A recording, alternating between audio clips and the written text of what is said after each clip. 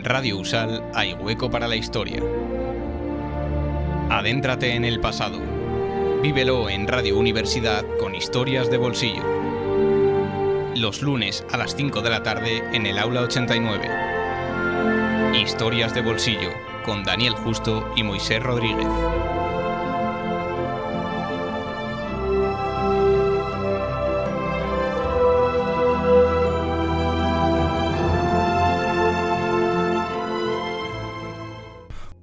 Muy buenas tardes y bienvenidos, bienvenidas una semana más y un año más a un nuevo programa de Historias de Bolsillo. Esperamos que hayáis pasado unas fiestas, unas navidades estupendas, hayáis podido descansar y ver a los vuestros y sobre todo descansar y desconectar, ¿no?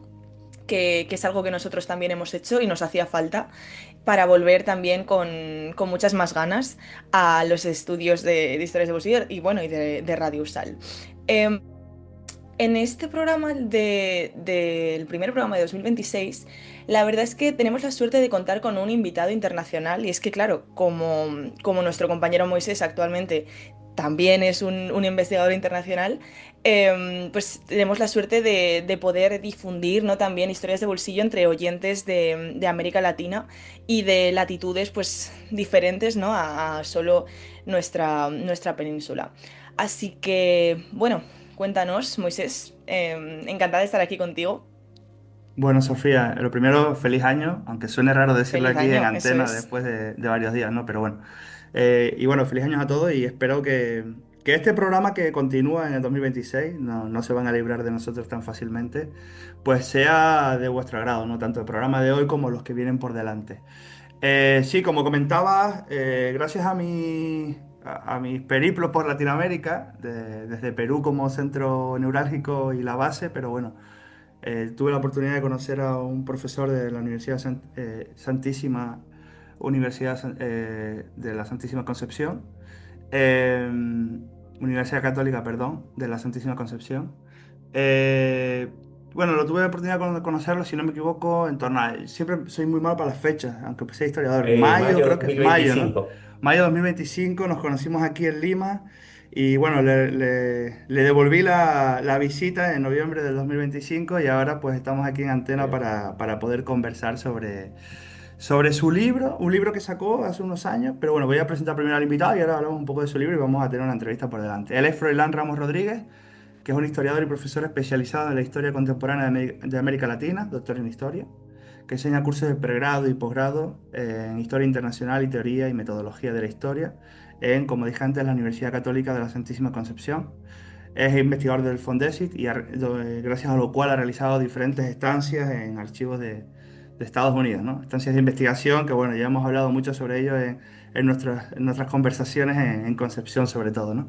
Su línea de investigación abarca la historia contemporánea, la historia de América, transformaciones globales del siglo XX, la Guerra Fría, estudios latinoamericanos y estudios migratorios.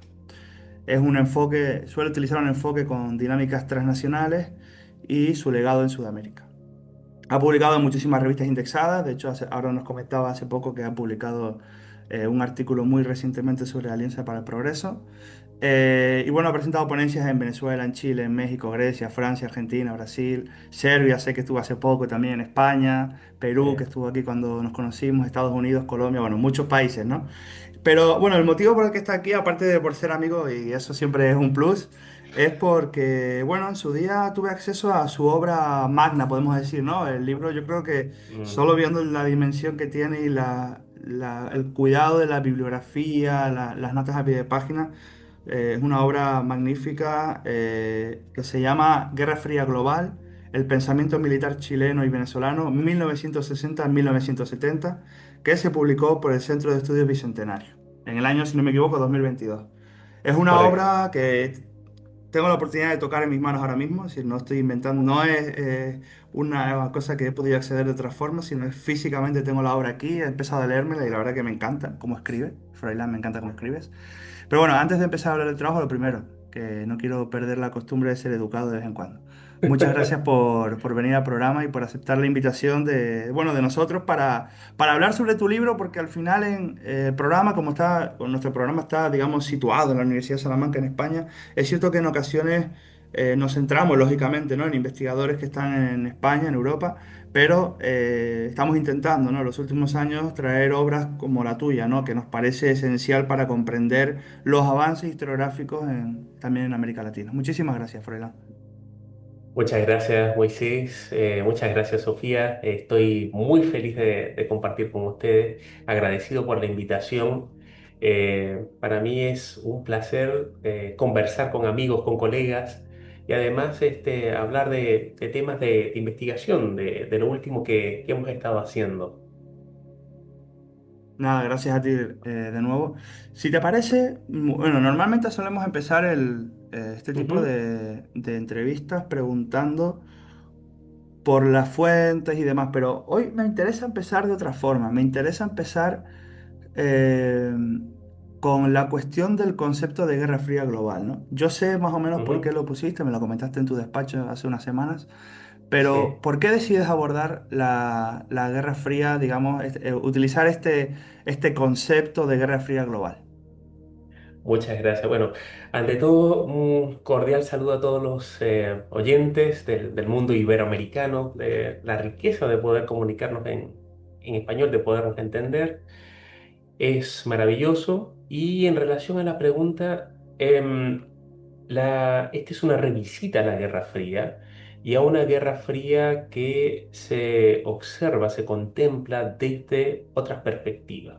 Una de esas perspectivas es la Guerra Fría global, ocupando el concepto de el profesor Bestad sobre la dimensión transnacional e interconectada del conflicto. Es decir, las miradas más tradicionales nos enfocaban en una guerra fría entre las dos superpotencias, una mirada bastante vertical, rígida, de que estas dos superpotencias influían en distintos espacios, esferas de influencia, pero el concepto de Guerra Fría Global de Bestad y que se ocupa, se interioriza en este estudio y visión, es que la Guerra Fría Global fue precisamente global porque la dimensión de los distintos actores locales interconectados estaban conscientes del tiempo y el conflicto que estaban viviendo. Es decir, las personas en Chile, la Argentina, Australia, India, Egipto, sabían que estaban viviendo un tiempo de Guerra Fría y a los actores locales estaban conectados en intereses y necesidades en distintos momentos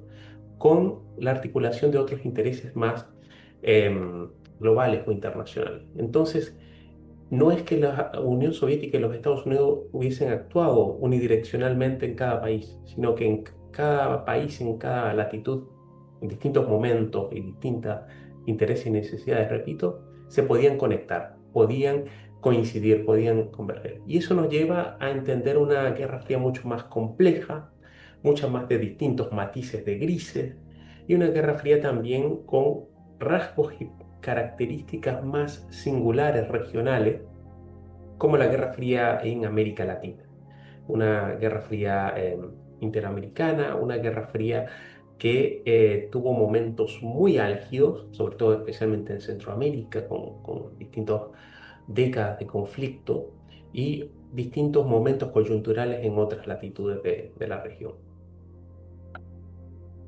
Y dentro de esa Guerra Fría global, tú has elegido trabajar sobre el pensamiento militar chileno y venezolano. La pregunta Correcto. es necesaria. ¿Por qué la elección de esos dos países?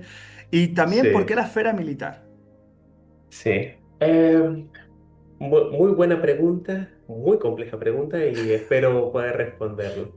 Lo primero es que el interés por estos dos países es parte de un interés personal por mi país natal, Venezuela, y mi país de adopción, Chile. Y estos dos países en la década de los 60 representaron democracias y aliados importantes de Estados Unidos en la región. Eso por una parte. Por otro lado, también importantes países exportadores de materias primas esenciales para la industria del momento, el petróleo venezolano, el cobre chileno. Y por otro lado, la visita al mundo militar fue a través de una pregunta, como parte en todas las investigaciones. Lo que más he escrito sobre la Guerra Fría en América Latina desde el mundo militar, o mejor dicho, sobre el mundo militar y las Fuerzas Armadas, es que hubo una influencia directa, vertical de los Estados Unidos sobre varias fuerzas armadas en América Latina. Y que esa influencia generó una transformación eh, en su comportamiento y pensamiento. Esa es la visión y la respuesta más aceptada en la historiografía. Sin embargo, cuando se revisita, comienzan a ver cosas que las respuestas no alcanzan. Y nos encontramos, por ejemplo, con que tomando visiones historiográficas como la de John Bowden o el profesor Cristian Garay Vera o el profesor Domingo Irving, que las Fuerzas Armadas latinoamericanas intervinieron en política durante todo el siglo XIX, de que ya habían elementos anticomunistas en las Fuerzas Armadas antes de la Segunda Guerra Mundial o de la influencia estadounidense propiamente dicha en el hemisferio luego de la Segunda Guerra Mundial. Entonces realmente las respuestas comienzan a no ser del todo completas, comienzan a haber vacíos. Y eso nos lleva a una segunda pregunta. Entonces, esta influencia, ¿cómo se explica y cómo influyó, cómo impactó en el mundo militar? Y eso lleva a revisitar las fuentes primarias del mundo militar, que en este caso del libro fueron las revistas militares, una producción de revistas muy importantes en todos los países latinoamericanos y que permite observar cómo, con ojos latinoamericanos, de los militares latinoamericanos, se contemplaban este proceso de modelos e influencias de escuelas de pensamiento militar que convivieron durante la década de los 50 y 60. Y no solamente la escuela, si se quiere, el modelo militar estadounidense, sino varios modelos occidentales y también varios modelos de escuelas de guerra no convencional, del mundo asiático o latinoamericano. Entonces, finalmente lo que nos encontramos es que las respuestas historiográficas no llenaban todos los vacíos Ujú. y que por el contrario la realidad histórica nos muestra una complejidad, diversidad enorme, hasta donde se conocía. Claro. Y allí entra el libro, allí entra esta serie de preguntas que intenta y se propone responder. Y dentro de estas primeras respuestas, digamos, ¿no? que has Ujú. podido obtener con tu investigación, ¿en qué puntos el pensamiento militar chileno y venezolano se alejaron de las directrices de Washington para tener una especie de, hablemos de identidad propia, ¿no? En este periodo? Sí. Bueno, acá es muy importante la pregunta y distinguir la pregunta en dos dimensiones. Uno es que las Fuerzas Armadas, el mundo militar, el poder militar, está dirigido por la autoridad política. Por tanto, es la autoridad política de los estados la que define em, lo que considera sus amenazas e intereses y necesidades.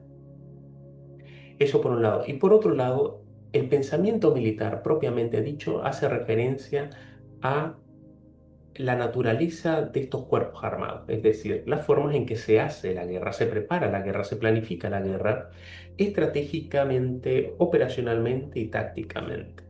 Entonces, el pensamiento militar chileno y venezolano de los 60 experimentó un cambio importante, muy significativo, que fue el abrirse a discutir y adaptar conceptos de guerra no convencional.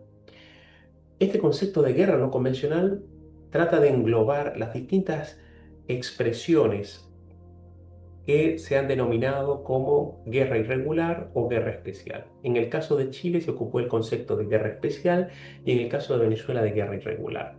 Y estos conceptos nos hacen referencia a otras formas de, mm, de librar las contiendas en esta época de los 60 en torno a enfrentar grupos armados irregulares, guerrillas urbanas o rurales. Y por cierto, el término guerrillas tampoco es nada nuevo. De hecho, es tan antiguo como el conocimiento humano mismo. Ya aparece en la Biblia. Hay algunas referencias en torno a este concepto, Jericó. Luego estuvo también presente en las guerras de independencia hispanoamericanas. Entonces, es un concepto muy antiguo, pero que se retomó y se adaptó en la década de los 60. no solamente en Chile y Venezuela, sino también en toda América Latina. Obviamente, acá influyó también elementos como la Revolución Cubana, lo que estaba sucediendo en los escenarios en Indochina, en Argelia, Malasia. Entonces nos muestra una dimensión amplia, compleja, y no está de más mencionar que hasta la Suiza democrática en, en el centro de Europa también tenía su propio manual de guerra de guerrillas. Entonces nos dimensiona la naturaleza extendida de esta concepción. Bueno, Froilán, yo no soy, decir, no soy especialista en estos temas, pero me están trayendo muchos recuerdos de un profesor que tuvimos en Salamanca y que Ujú, Moisés también lo conoce, Guillermo Mira, que nos explicó la historia contemporánea de América Latina y de una manera tan audaz y tan compleja que llegamos a trabajar, pues bueno, todo el subcontinente desde países y desde regiones, ¿no? ujú. Entonces, agrupando un poco las distintas zonas que podían tener un desarrollo más parecido y diferenciándolas de otras. Esto lo veo Correcto. también en tu libro al comparar Chile y Venezuela, ¿no? Ujú. Nos hablas de que hay contrastes y paralelismos entre ambos países. Por ejemplo, mientras Chile avanzaba hacia una politización militar que terminó en un quiebre democrático, Venezuela parecía más bien consolidar un pacto Ujú. civil militar. Entonces, cuéntanos cuáles eran las mayores diferencias en la formación académica de sus oficiales. Muy buena pregunta, muchas gracias, Sofía. De hecho, esto es muy interesante esta pregunta porque eh, en el contexto de la década de los 60, la mayor parte de los países latinoamericanos tuvieron que enfrentar distintas expresiones de grupos armados irregulares, tanto urbanos como rurales, algunos con un periodos más dilatados, como en el caso tristemente, de Colombia o del Perú, con expresiones de terrorismo durante décadas. Y en el caso de Chile y Venezuela también hubo estas expresiones. En el caso de Venezuela hubo una guerrilla muy importante, la Fuerza Armada de Liberación Nacional, que operaron desde el año 62 hasta el año 68 aproximadamente, y que condicionó esta vuelta hacia la guerra no convencional precisamente por esta contingencia de enfrentar un denominado conflicto de baja intensidad. En tanto que en Chile se formó un grupo armado hacia 1965, el Movimiento de Izquierda Revolucionaria, MIR, pero que afortunadamente no llegó a desencadenar un conflicto de otra magnitud como sí ocurrió en Perú o Colombia. Entonces acá nos encontramos con dos aspectos muy importantes. Por un lado, un ejército chileno que está en proceso de adaptación hacia poder mantenerse actualizado y modernizado con respecto a las últimas tendencias de concepciones de la guerra, pese a que tiene unas limitaciones económicas muy grandes. El ejército chileno en los 60 estaba atravesando problemas económicos importantes.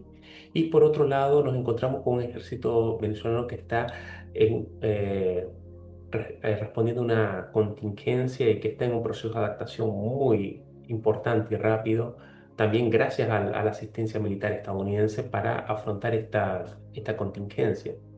Y que efectivamente, como señala Sofía, en el caso de Venezuela conllevaría a una consolidación del sistema democrático civil eh, ante una amenaza exterior importante, como lo representaron las guerrillas, y en el caso de Chile eh, pasaría a un proceso de crisis institucional, pero en la cual hay que agregar varios otros elementos coyunturales a partir del año 70, pero también de contexto. Entonces, efectivamente hubo particularidades y expresiones en estos modelos.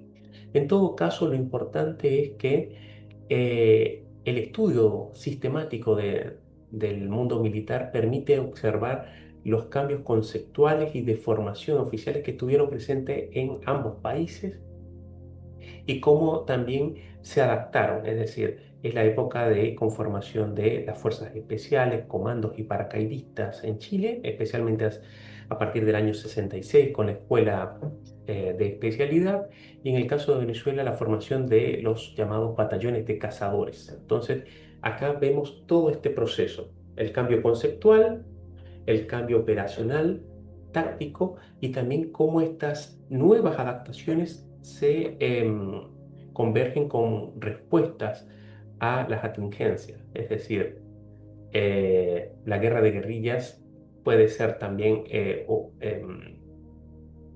ocupada con una fuerza defensiva como ofensiva. Y esto es un rasgo que también conocen e identifican estos ejércitos. Has tocado Bueno, muchos temas. Bueno, sí, adelante. sí, espero haber respondido, pero sí, traté de sintetizar varias cosas. Perfectamente. Además, entendemos que las preguntas son amplias y el tiempo es limitado, entonces agradecemos mucho el esfuerzo de síntesis que estás haciendo. Sí. Por otro lado, me gustaría preguntarte por seguir preguntándote por la cuestión de las academias, ¿no? Porque me Ujú. interesa mucho cómo, bueno, desde el plano institucional o desde arriba se puede configurar una manera de pensar o de ver a las amenazas internas o externas o de Sí. incluso de construir una doctrina de seguridad nacional, ¿no? Que este es un tema que también Ujú. tratas en el libro. Entonces, Ujú. me gustaría que profundizases un poquito más sobre el papel que jugaron las academias de guerra y las escuelas superiores en esta construcción de la doctrina de seguridad nacional. Perfecto. Bueno, muchas gracias. Como es una pregunta compleja, voy a separarla en varias partes, ¿sí? Lo primero es que doctrina de seguridad nacional es una definición de política de lo que los estados consideran amenazas. Y esta consideración es política, es decir, la define el Estado y la autoridad política de estos estados. Y la doctrina de seguridad nacional fue propiamente, conceptualmente elaborada durante la administración de Harry Truman en 1947. Pero esos hay que distanciarlo, diferenciarlo del pensamiento militar que se refiere propiamente a cómo los ejércitos, los cuerpos armados se preparan o abocan para la guerra. Es decir, la guerra como conflicto y obviamente como un conflicto que se interesa ser limitado, evitar. Entonces, son dos esferas en las cuales están claramente definidas. Una, doctrina de seguridad nacional, definida por la autoridad política, y lo otro, el pensamiento militar y la preparación para la guerra por cuerpo militar separado. Dicho esto, en la década de los 60 nos encontramos con un panorama que es bastante interesante y que nos demuestra la complejidad de los sistemas. Es decir, tendemos a ver a las instituciones armadas como cuerpos jerárquicos, verticales, que efectivamente tienen rasgos de esa naturaleza, lo son, pero hay que recordar que dentro de los cuerpos armados conviven varias generaciones de oficiales. Y estas generaciones de oficiales están abocadas a espacios de formación definidos, ¿sí? Entonces, en el libro nos encontramos con tres tipos de escuelas distintos y con tres tipos de niveles distintos. Está por un lado las escuelas de formación de oficiales, escuelas militar, que tuvieron cambios curriculares importantes en la década de los 60, tanto en Chile como en Venezuela, de adaptación a esta nueva forma de guerra no convencional, de guerra irregular, guerra especial. Luego tenemos un segundo nivel que son las escuelas de especialidades, que son las escuelas tácticas de formación de cursos de tenientes y capitanes y que operacionalizan eh, con técnicas específicas lo que son las llamadas infanterías ligeras, cuerpos paracaidistas y operaciones especiales.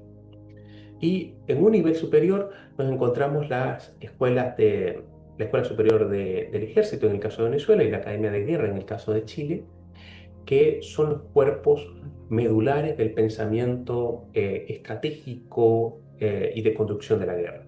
Son los cursos superiores, cursos de comando y Estado Mayor, que por lo general duraban 2 a 3 años, 2 años en el caso de Venezuela, 3 años en el caso de Chile, y que ya son oficiales con por lo menos 18 o 20 años de servicio, tenientes coroneles o coroneles, que pensaban estos cambios. Y acá nos encontramos varias características muy importantes. En el caso de Venezuela, la Escuela Superior de Guerra se abocó directamente a desarrollar visitas a los teatros de operaciones que estaban en ese momento activos en esta guerra de guerrillas. Pero en el caso de Chile, esta Academia de Guerra, que es una de las más antiguas de América Latina, fundada hacia fines del siglo XIX, siguió los temas de guerra no convencional, pero como temas de actualidad, como temas que se estaban presentando en el mundo contemporáneo y que seguía manteniendo ciertas estructuras más tradicionales.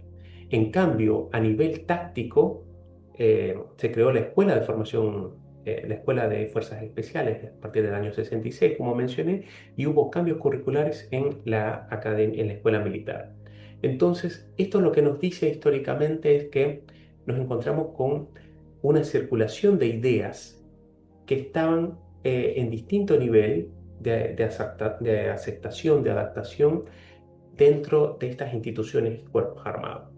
Es decir, nos encontramos con oficiales jóvenes eh, abocados a la guerra no convencional, al estudio y preparación para la misma, es decir, de subtenientes a capitanes aproximadamente, mientras que a nivel superior, de teniente coronel y coronel, las cosas se veían de otra manera y obviamente correspondían a otra generación.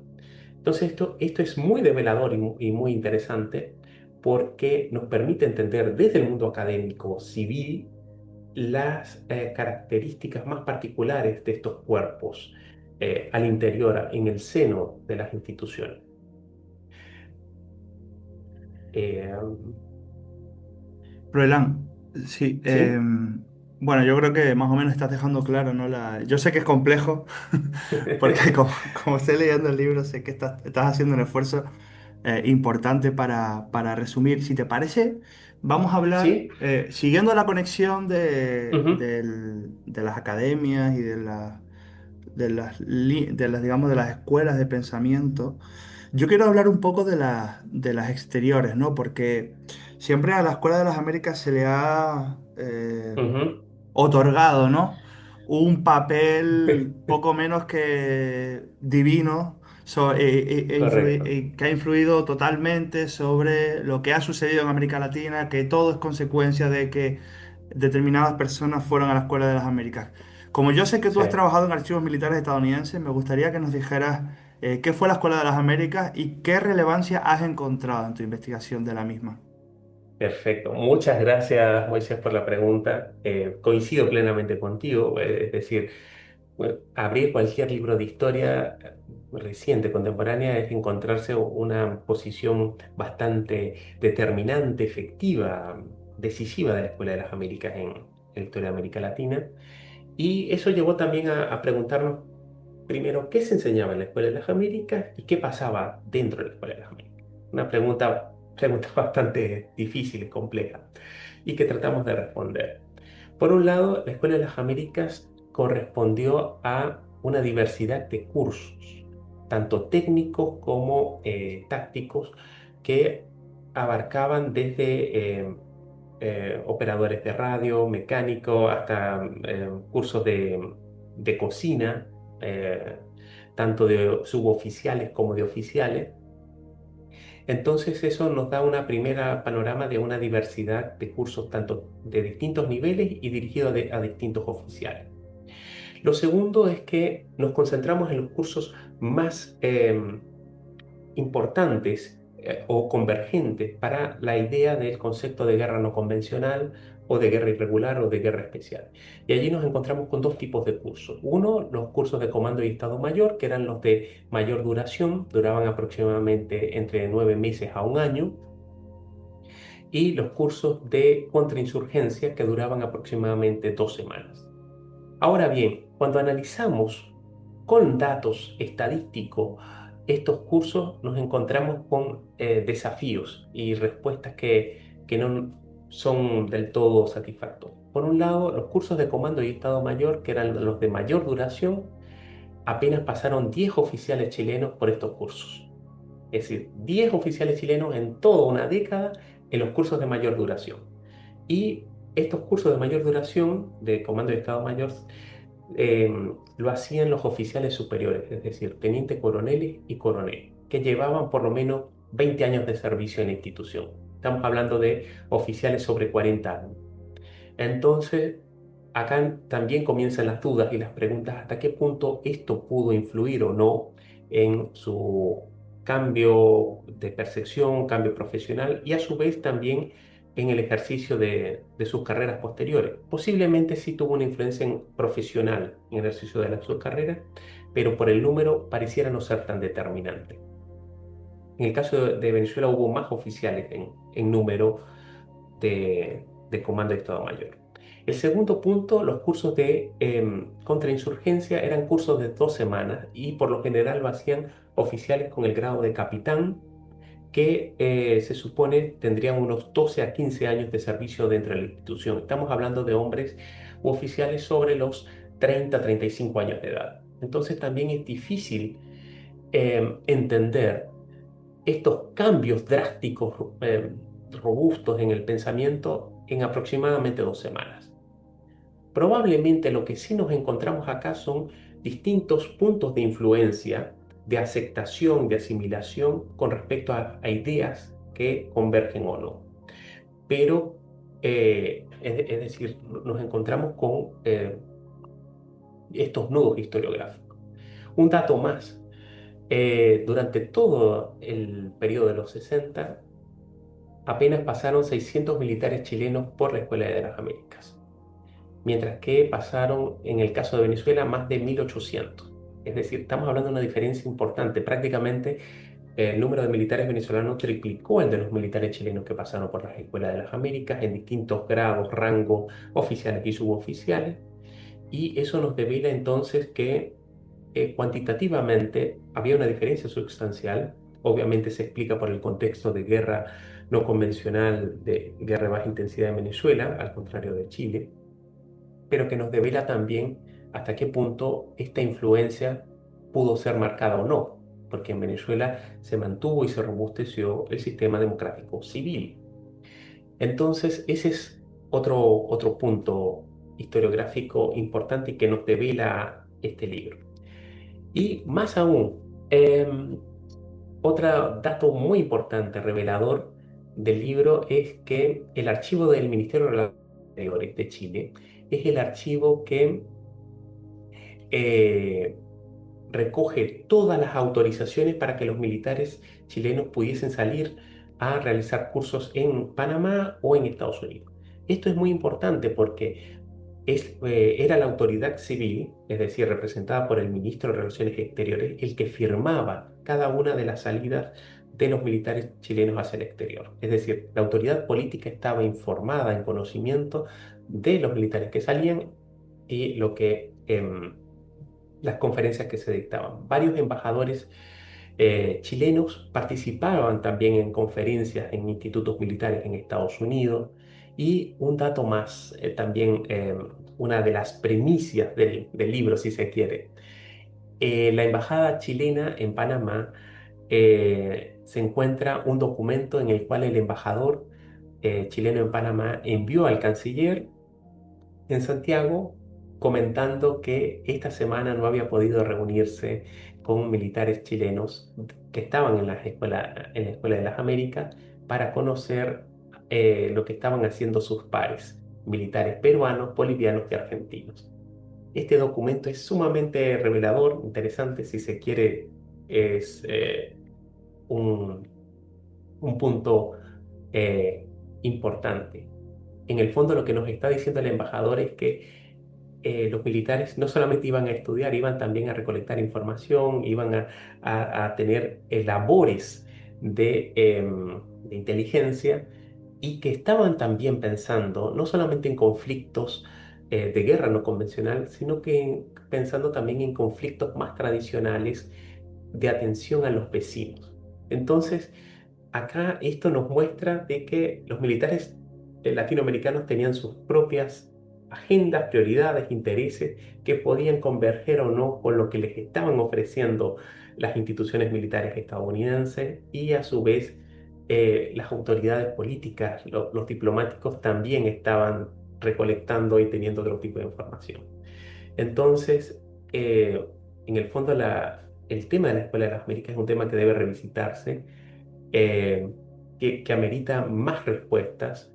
Hay memorias también de un militar chileno que pasó por las Escuelas de las Américas y revela también una especie de estudio etnográfico de la institución, es decir, el comportamiento de los oficiales de West Point, de los oficiales que no pasaron por West Point, de los instructores, muchos de ellos puertorriqueños, para eh, entregar los cursos en español a otros latinoamericanos.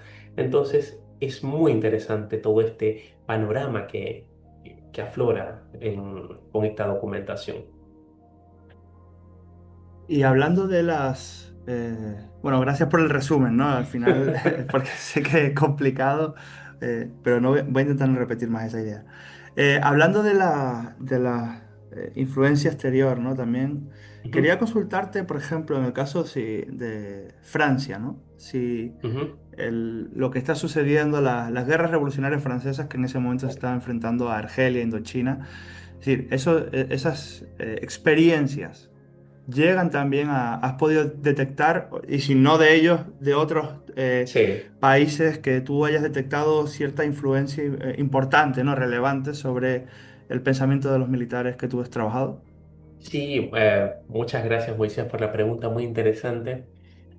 Particularmente el pensamiento francés de la guerra contrarrevolucionaria, que fue el concepto que desarrollaron los franceses en base a la experiencia en Indochina y en Argelia en los 50, tuvo un especial impacto e influencia en dos ejércitos latinoamericanos, que fue el ejército argentino y el ejército brasileño. Ambos ejércitos tenían lazos históricos tradicionales con el mundo militar francés. Tenían también las posibilidades económicas de enviar oficiales a recibir curso de instrucción en Francia y a su vez recibir también parte de esta literatura. Y en estos dos países sí se puede evidenciar, ver con mayor propiedad en el uso de los términos y en el tratar de pensar y adaptar la escuela francesa. Sin embargo, para otros casos, como el caso de Chile y Venezuela, no. Parece que influyó más la escuela estadounidense, una escuela mucho más pragmática, de técnicas de enfrentar la guerrilla ocupando las mismas técnicas y tácticas de la guerrilla. Por eso había que entenderlas y replicarlas.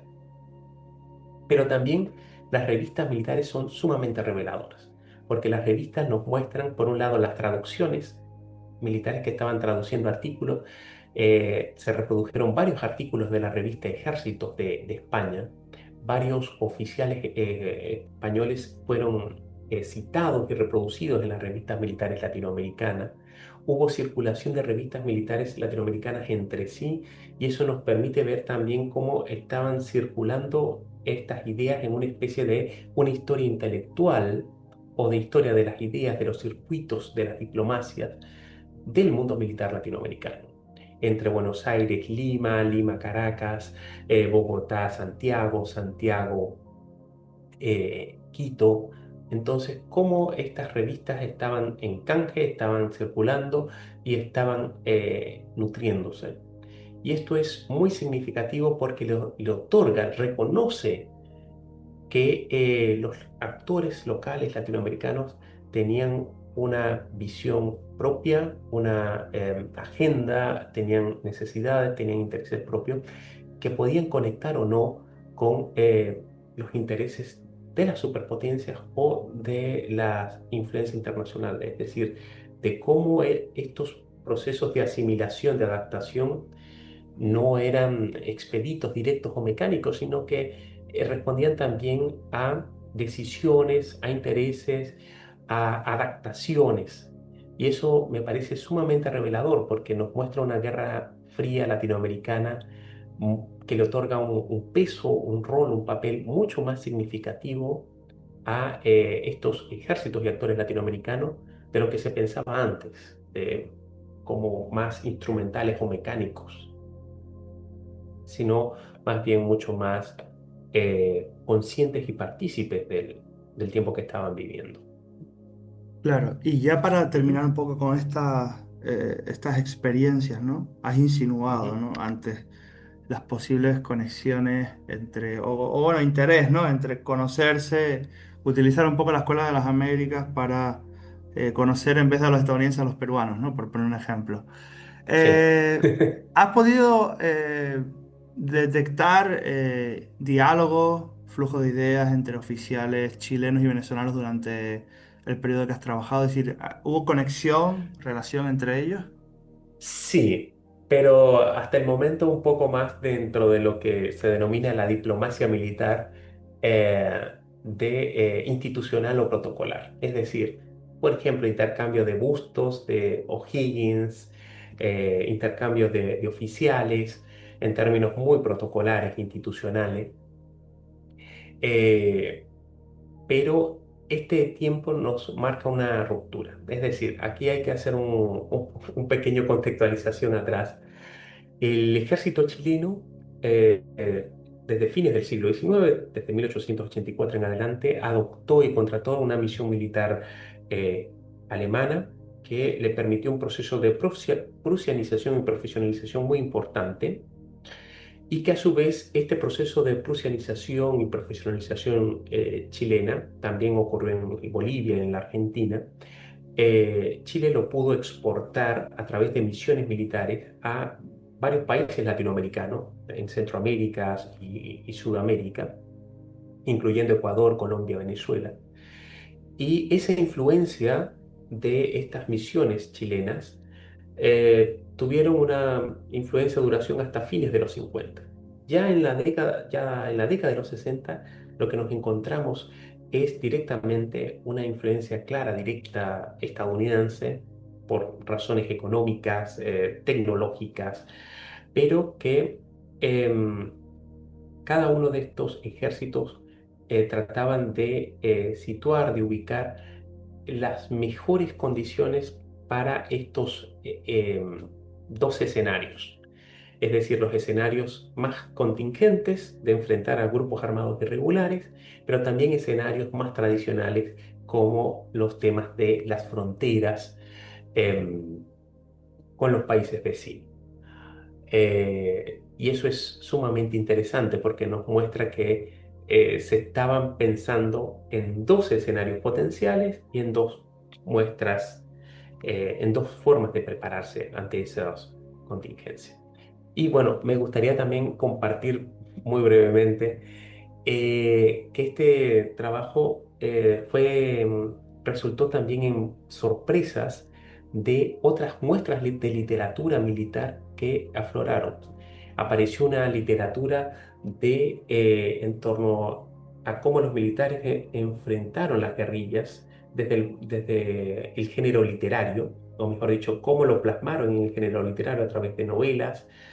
Aparecen también otro tipo de documentos, y si se quiere no tradicionales, de capellanes militares, de médicos militares, de cómo se afronta esta guerra no convencional en otros espacios, es decir, acciones cívicas, en ganar corazones y mentes, que también estaban ocurriendo al otro lado del Pacífico, en Vietnam, por ejemplo.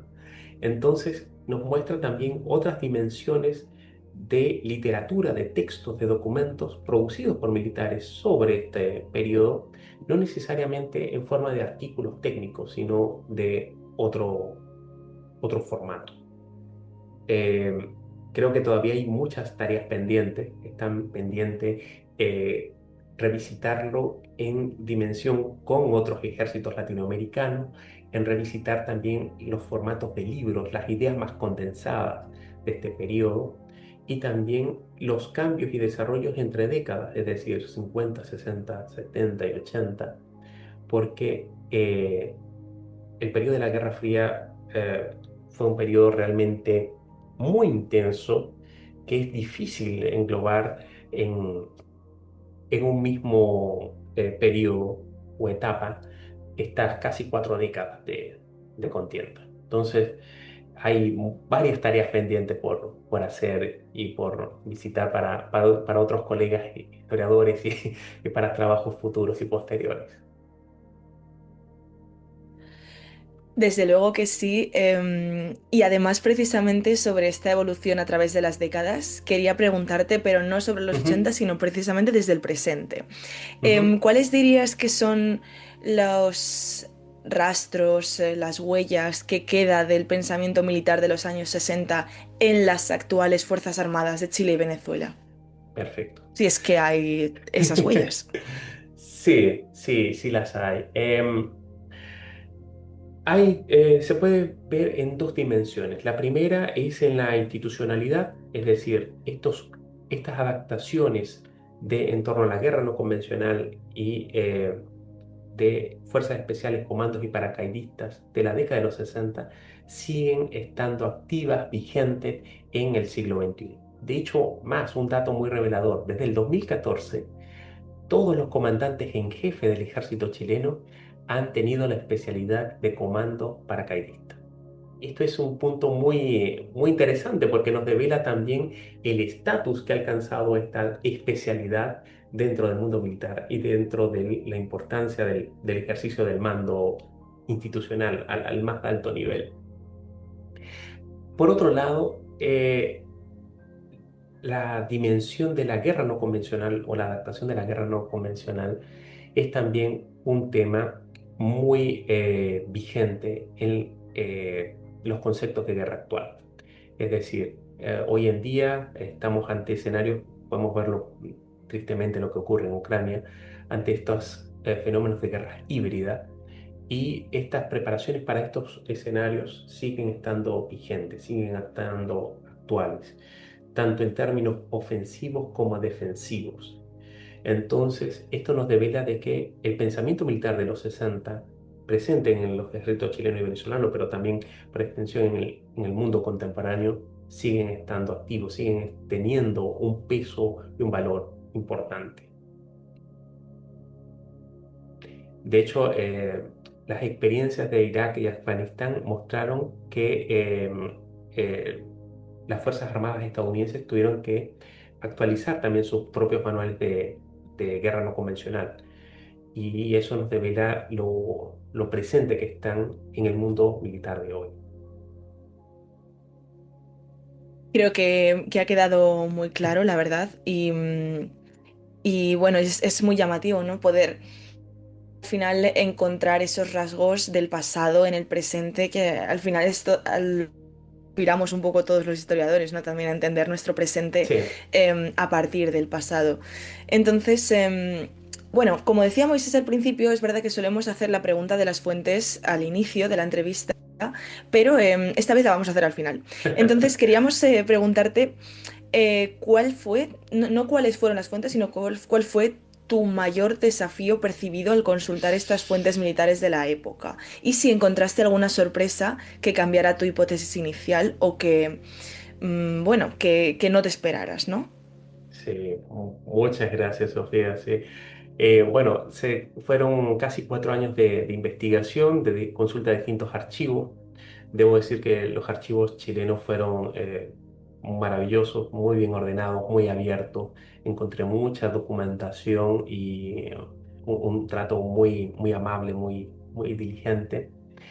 Em, los archivos venezolanos representaron un desafío, hubo muchos problemas para poder acceder y los archivos estadounidenses permitieron complementar todo este panorama con mucha otra información.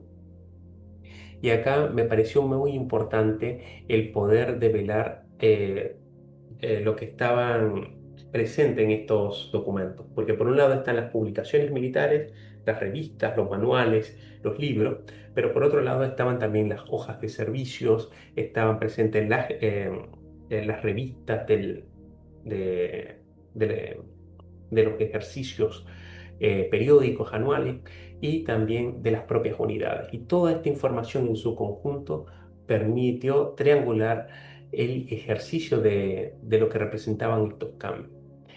Eh, Debo decir que trabajar en los archivos chilenos fue una muy grata experiencia. Eh, Siempre conté con las puertas abiertas.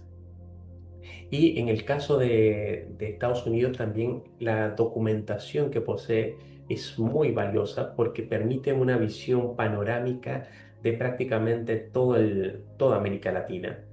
Entonces permite esta visión de conjunto de, el desarrollo de circulación de las revistas y de los ejércitos a cada una de las contingencias. Esto fue, sin lugar a dudas, muy importante, complementario y permite esta visión mucho más amplia también del trabajo. Y debo decir también que pude contar con la maravillosa oportunidad de testimonios orales, de entrevistas de militares chilenos, venezolanos y estadounidenses que transmitieron una visión mucho más personal, mucho más cercana de sus inquietudes en esa época, de lo que estaban leyendo, de lo que estaban estudiando. Prácticamente eran jóvenes, subtenientes, tenientes, capitanes, y había un sentido de preparación profesional de lo que estaban leyendo. Muchos de ellos recordaban que tenían en sus mentes la Segunda Guerra Mundial y los grandes héroes o generales de la Segunda Guerra Mundial. Entonces fue también una aproximación a una experiencia mucho más cercana, que fue muy importante para dimensionar este proceso en el pensamiento militar. Bueno, Froilán, tenemos ya que despedirte justo. Además, hemos cuadrado el tiempo, cosa que nunca sucede. Queremos darte las gracias, ¿no? por aceptar la invitación a venir al programa para abrir no la nueva temporada, pero sí el nuevo año. Y bueno, el programa 230, que además es un número redondo, bonito. Y Sí. bueno, por traernos de forma tan organizada y ordenada una investigación que es abismal por tu parte, con una cantidad de análisis bibliográfico de fuentes primarias. Es decir, una obra maravillosa que recomiendo al que pueda acceder al libro que lo haga porque se aprende mucho y además está, como dije al principio, muy bien escrito. Muchas gracias, Froilán, por aceptar la invitación y espero verte pronto, que seguro que sí. Sí, muchas gracias a ustedes. Un abrazo, Moisés, Sofía. Me ha alegrado mucho verlos y escucharlos y poder compartir la mañana de hoy con vosotros. Gracias a ti, Froilán. Y bueno, a todos los que nos escucháis ya sabéis que estamos en Spotify y en iVoox, ahí podéis escuchar todos nuestros programas y en la página web historiasdebolsillo.wordpress.com también tenéis toda las listas de nuestros programas ordenados cronológicamente. Y si queréis estar al tanto de los nuevos que van saliendo, podéis seguirnos en Instagram y en X y también en Facebook, que estamos ahí publicando.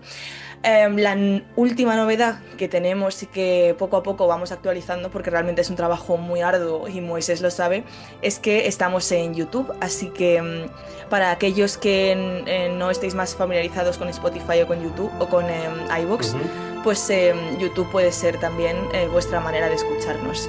Así que gracias a todos y a todas y que tengáis un estupendo año.